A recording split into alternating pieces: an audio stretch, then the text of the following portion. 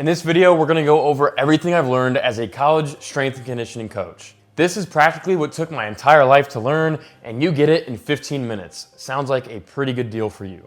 But I'm Nate Kelly, I'm the owner and founder of Kelly Training, and I run the Close the Gap Protocol, an online baseball performance program, and I help athletes add 8 to 10 EV in just 90 days. But of course, before I did that, I gained my knowledge as a college strength and conditioning coach. And I'm also currently the college strength and conditioning coach, so let's dive in. I've got a couple different frameworks that I'm gonna go over in this video that will certainly help you out with your baseball development journey. And that first one is what I call the Build, Peak, and Dominate framework.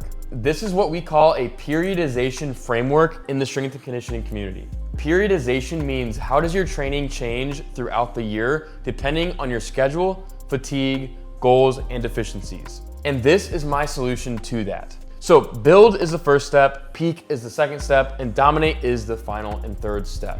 And this spans about 4 months of training. Build starts in the late off season. Call this October or November. That is when you assess your limiters. So you have to actually know what your weaknesses are before you start building on top of your physicality. This could be something like ground force production, horizontal force capabilities, and rotational power, just to name a few. From there, we're going to add eccentric loading on top of all of your exercises. So inside a standard lift or exercise, you have 3 different phases. So let's just picture a back squat, for example, because that is the easiest one. You have a down phase, lowering down towards the ground. You have a transitional phase when you're at the very bottom of your squat, about to go back up. And then finally, you have your up phase. And each of those phases has a name that correlates to them. The down phase is what we call eccentric. The transitional phase at the bottom is what we call isometric, and the up phase is what we call the concentric. In each of these phases, we can actually overload and progress on their own. That way we can put them all together at the end and you become the most dominant and explosive athlete possible. So we actually start with the eccentric phase first. So in month 1, in all of our exercises in our workouts, and especially the ones that are attacking our limiters, we're going to eccentrically load them by use of tempo, meaning all down phases on our exercises will span 3 to 5 seconds. What this does is it actually greatly increases tendon strength. It also increases total strength. And these are so important because later on, we're gonna be putting a lot of stress on our tendons and muscles. So we have to build them now so we don't approach these phases and get injured. You're also going to increase your force capacity. Again, super important so that when you actually try to build your force, you don't get injured. Month 2 is our isometric phase. So we're still attacking our limiters. However, this time we are going to get rid of the eccentric load and we're going to add isometric loading.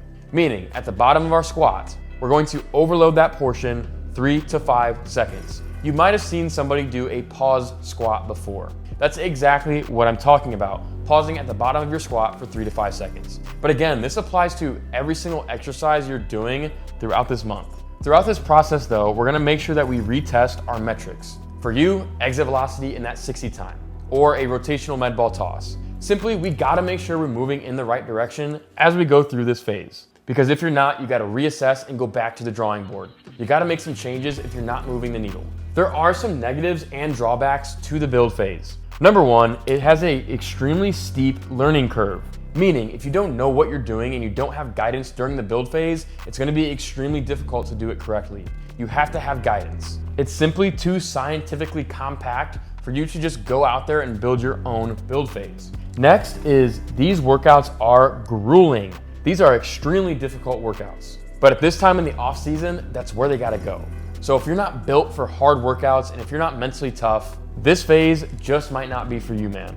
And finally, it's not very explosive yet. We will certainly get to being explosive here in the next phase, but this one is generally slower movements. And a lot of baseball players just want that quick twitch, quick fix. But you gotta build your capacity first before you go out there, you hurt yourself, and you don't have the force capacity to actually move like you need to.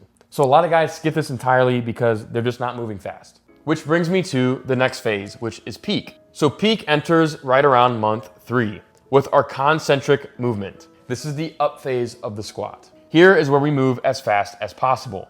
And it is our total power expression. Here we do much more sprint work, more plyo work, and we do our contrast sets. We use any and all methods here to move as fast as you possibly can during this phase. Here, we increase our load during our Olympic and compound movements, and we move them as fast as possible. This is our in-season prep. So this is probably the strongest and the fastest version of yourself. And if you do this correctly, you're gonna feel like a beast out on the field. And that's really the purpose of the peak phase. And as far as exercise selection, you get to do some really cool stuff during the peak phase if you do it correctly and with somebody who's actually been through this and a strength and conditioning coach. Some negatives include, well, the exercises themselves are very advanced. So similar to phase 1 build, there is a steep learning curve here. You're also going to experience slightly lower muscle mass because our priorities have greatly changed. Here, we're trying to build the most athletic version of yourself. We're not trying to build muscle man. So you may lose some muscle mass or just not feel as full as you were in the past. But that's only a slight trade-off of you actually going out on the field and competing as the quickest and most powerful version of yourself. Which brings me to the final phase called Dominate. This is month 4+, so think January, February, March, April, kind of around that time. This is where it's imperative to start transferring everything we've gained into game simulation. So this is where we start throwing in more partner competition, team competition stuff. We need to simulate that atmosphere. So think partner chase drills, think partner med ball toss competitions, grip strength competitions. This is also where patterning is at its highest, meaning we are doing exact movements in the weight room that you will be doing out on the field. Will we be doing that in the build and peak phase? For sure, but in the dominate phase, that is where it is most important, and you will almost see this in every single exercise you do in the gym. The workouts are more short and they are very high intent. And finally, the mental performance system is imperative to implement during this time. You gotta make sure that you're not crumbling under pressure when game time hits. So you gotta make sure that your mental game is locked in just like the physical. So you should have a mental performance coach during this time as well. Some negatives that come along with the dominate phase are as follows. Workouts may feel not enough, meaning you're not gonna walk out of the gym feeling super pumped and you're gonna walk out feeling like you didn't spend enough energy. But that is the name of the game because we gotta prepare you for competition. We can't just tire you out. You also gotta be able to grind out sessions before and after practices and games. This is the biggest mistake I see in high school baseball players, bar none.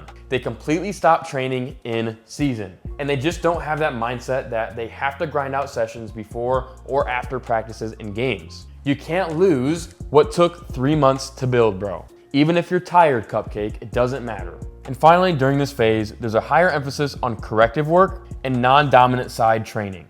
Corrective work is important when we're overusing our muscles. So, for example, your right shoulder might be super overused because you're throwing every single day. You're also pressing a lot in the weight room. So we gotta make sure we're doing corrective routines to actually tackle that localized pain. We also gotta hammer non-dominant side training. You're probably thinking like, what? I gotta hit lefty, but I swing righty? Yeah, exactly.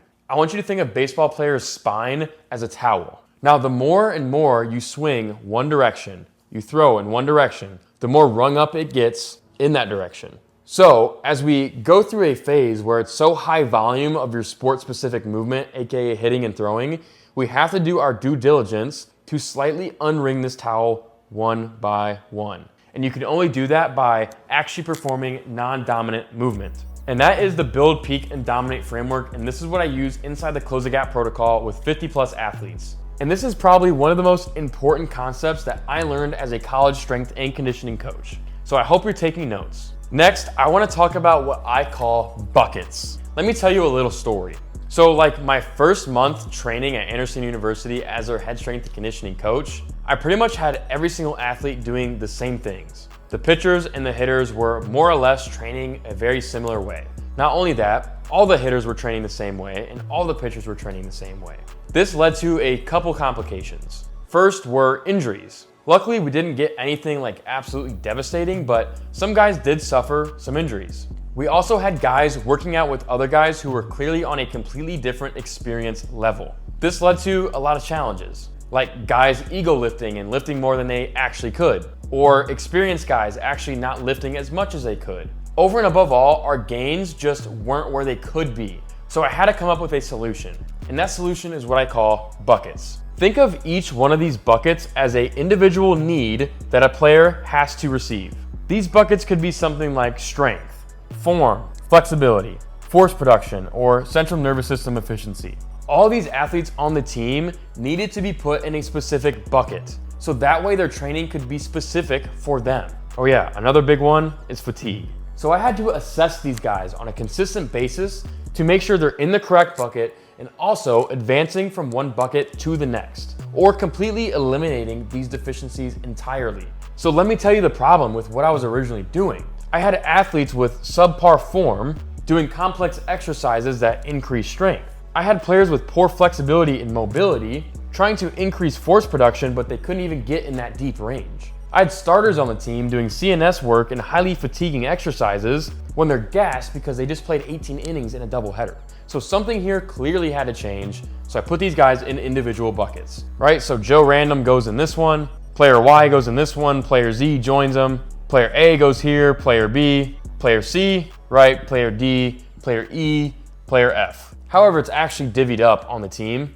but these guys went through assessments that determined which bucket they're actually in, and then from there, I would change their exercises, I would change their movement patterns, and I would change their whole workout dependent on which bucket they were in. From there, I would divvy up guys on complexity or experience level. So I put these guys into 3 different buckets on top of those deficiency buckets that I just showed you. So bucket 1 would be our least experienced athletes in the weight room, the one with poor form, and the ones that just had to rep out more exercises to get the hang of it. Bucket 2, somewhere in the middle between bucket 1 and bucket 3, decently experienced in the weight room, but they need extra coaching and work to make this change. And then bucket 3 is a majority of our starters who have been there for a long time, have seen the weight room for a long time, and they know proper form and mechanics in there.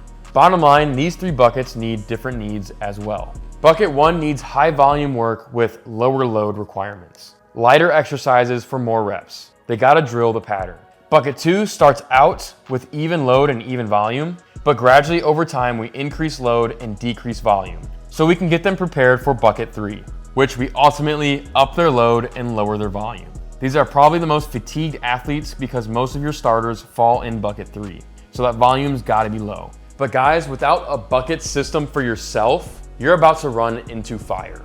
You're probably gonna get injured and you're probably gonna be so fatigued that you think the problem is elsewhere when in actuality, you just can't put yourself in buckets. But you don't know what you don't know. So you need an outside eye to actually give you this guidance. It's almost impossible to put yourself in a bucket unless you're extremely advanced. And ultimately, my greatest accomplishment of what I've learned as a college strength and conditioning coach is what I call prime development. This is a staple pillar inside my Close the Gap protocol and is the foundation of the physical development for my athletes inside. In prime development, every single athlete has access to the full build, peak, and dominate framework for them specifically. They're also put in their own bucket for their deficiencies and their experience in the weight room from expert guidance. They're also put through triphasic training. Triphasic training is the best and most efficient and proven way to increase exit velocity and decrease 60-yard dash time for baseball players ever recorded. This is used by strength conditioning specialists around the world. And finally, they have access to transfer systems to make sure all the work they're actually putting in works on the field and biomechanically with their swing. And we do that with a mental performance specialist and video mechanical breakdowns for their actual swing. And we do this to make sure they're biomechanically efficient in the box. So what they've done in the weight room actually patterns into their biomechanical swing. I'm actually opening up spots for the Close the Gap protocol right now for my summer development program. If you're looking to gain 10 EV before fall ball creeps up on you, you can apply for the Close the Gap protocol in the description below. Spots are limited. Go ahead and book a call with me. I look forward to speaking with you. Stand out, don't settle.